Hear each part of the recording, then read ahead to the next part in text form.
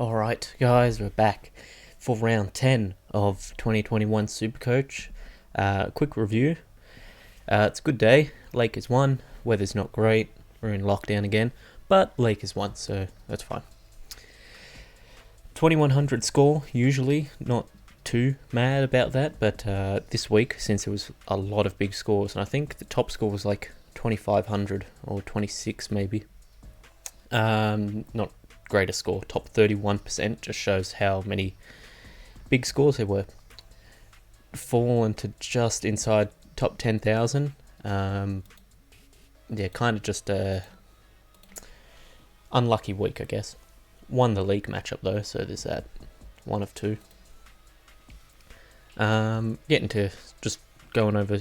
I have got trades in. Let me just reverse that quickly. Still unsure on what I'm doing for trades, honestly. The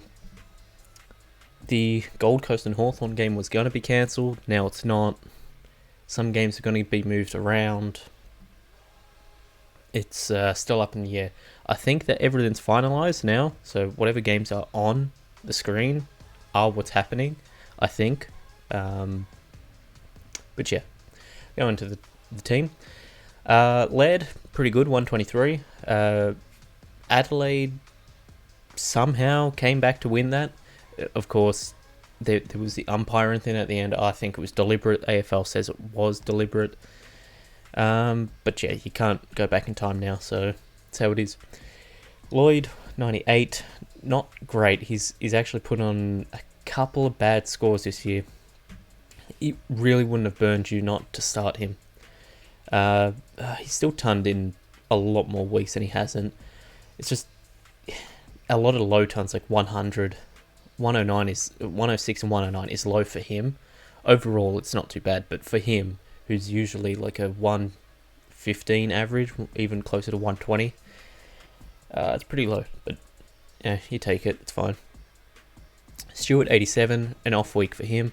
Probably the time for everyone to start bringing him in. Their buys soon, so I think right after his buy, you bring him in easily. He's a top 6 defender. I don't think there's really too much argument on that. Short, not an amazing game, but honestly, I can't even remember.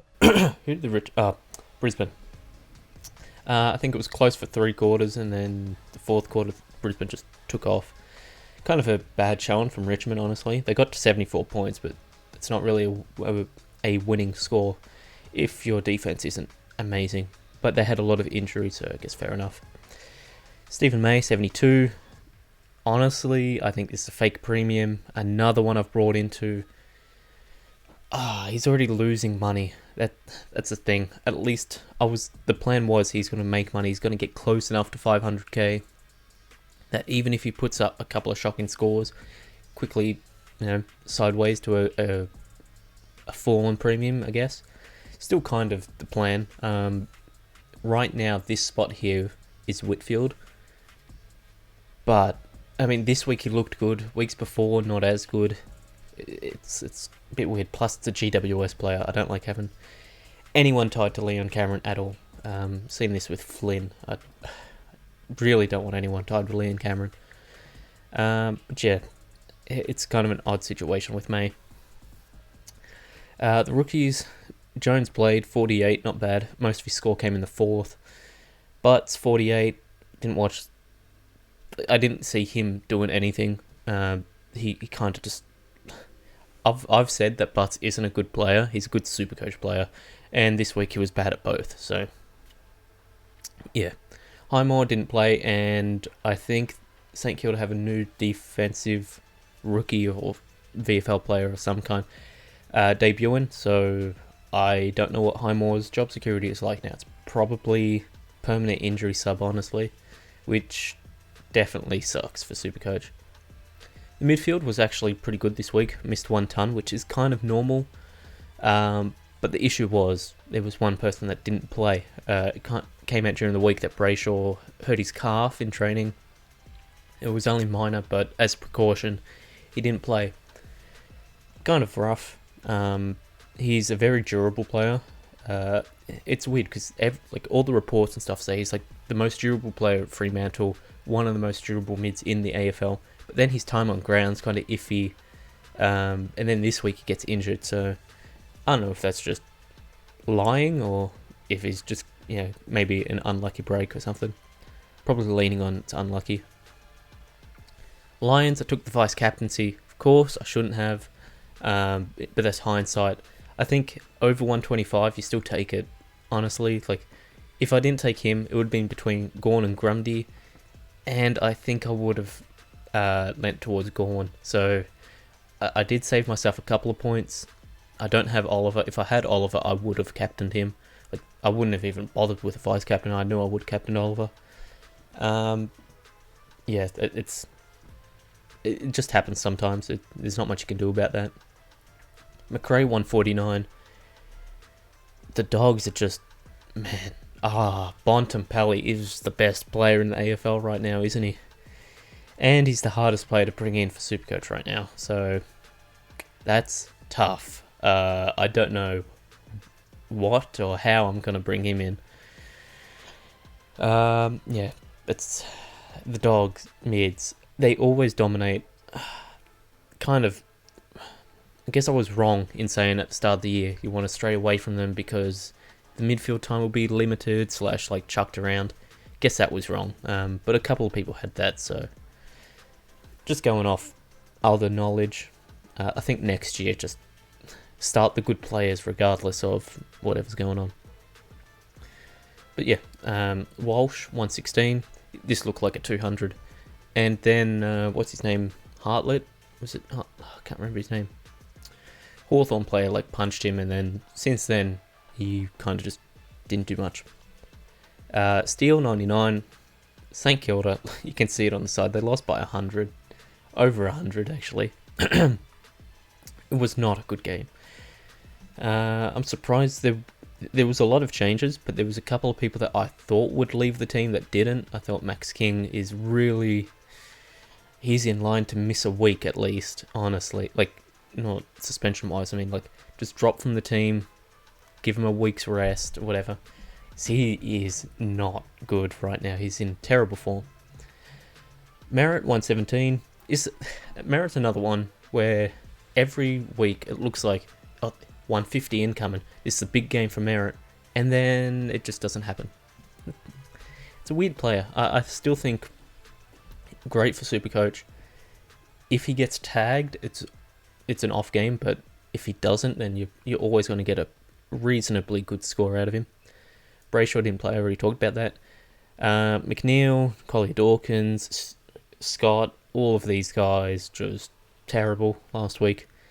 And I had to field more than I wanted to. Because I had to field Scott's score, which that sucked. I think I could have gotten away with it if I put him in the forward line, but yeah, I wasn't thinking of that.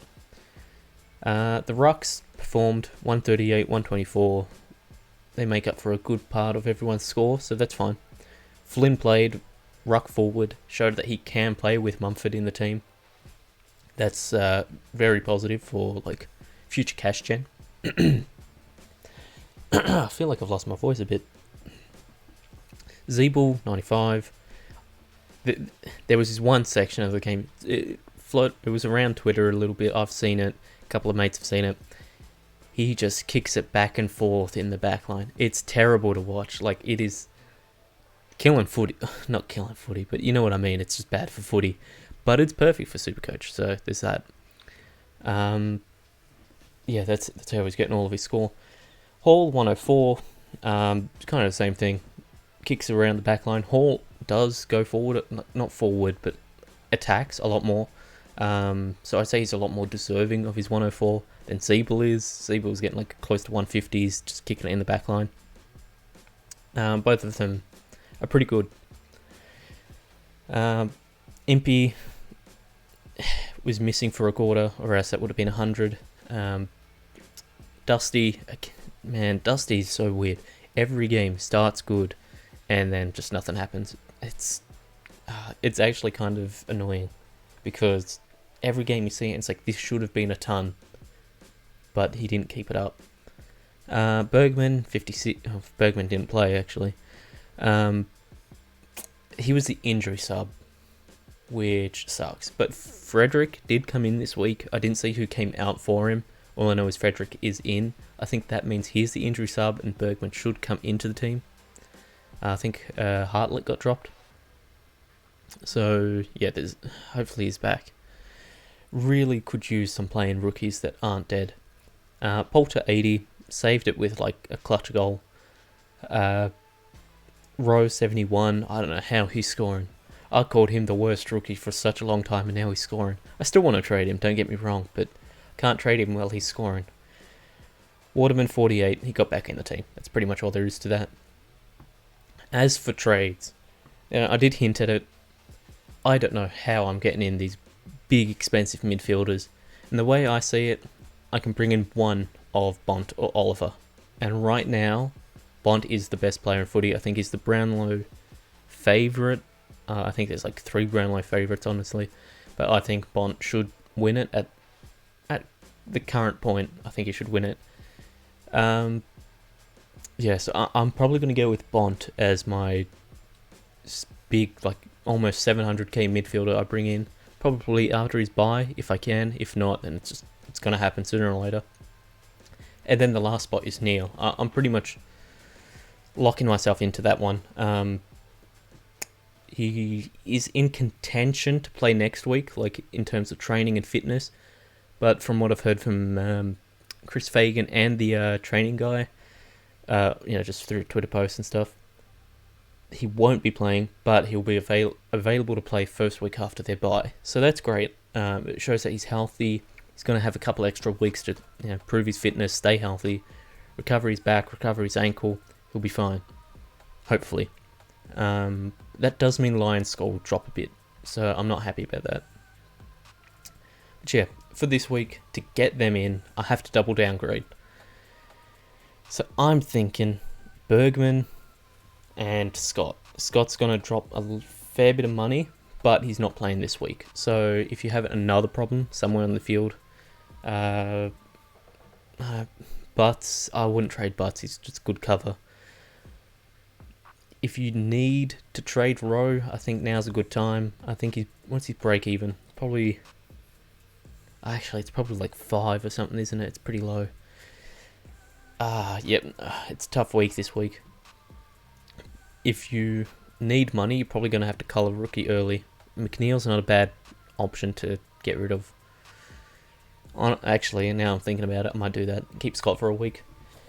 But yeah, as for who I'm bringing in, I think both are forwards.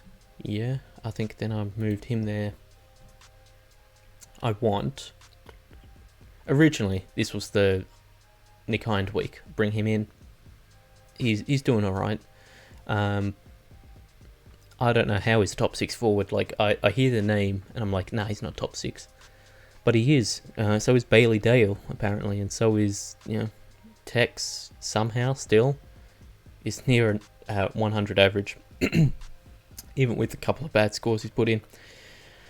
So, who do we have? It's probably better I do this. Should I just look him up? James Madden is 1, and Cody Waitman. Both of them, Madden, both of them put up good scores last week. Madden's job security is kind of iffy. He's pretty much out as soon as Leicester is healthy. Hopefully, in the meantime, he makes a bit of cash, and he's just going to be a quick, extra 50k, extra 60k, something like that. And Waitman, I think you have to bring in. If you're going to bring in a rookie, I'd say it's Waitman. He's got a minus 70 break even. I think you just have to. He is a 173k player. It's above the basement of the general rookie pricing. It's higher than that, but I think that his job security is great. His ability actually to score is pretty good. But yeah, it is hard because of his price. I could see that being an issue. 450k in the bank, almost 452k. Next week is the first buy round. I think last week I said it was 13. It's actually 12. It's not too bad of a week. The forward line's pretty much all gone. The North has theirs, Hawthorn has theirs. But besides that, I think I have like 19 or 20 playing. So it should be alright. It's the round after, it's the 13-1 that's going to suck. But next week should be Whitfield in. He'll be like 470k. And I don't know, maybe a downgrade 1-1. And hopefully after that, Bont can come in. But we'll see. Until then, hope everyone has a good weekend. Stay safe in lockdown if you're in Victoria. And I'll see you all next time. Tasty out.